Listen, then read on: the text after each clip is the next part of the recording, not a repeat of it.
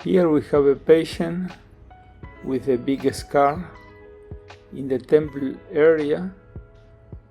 The scar is deep, a deep furrow, wide.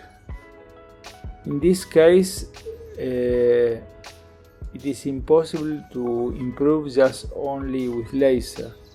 What I must do is Z-Plasty, cutting with laser, suturing in the good position, and this is the result several months after the procedure.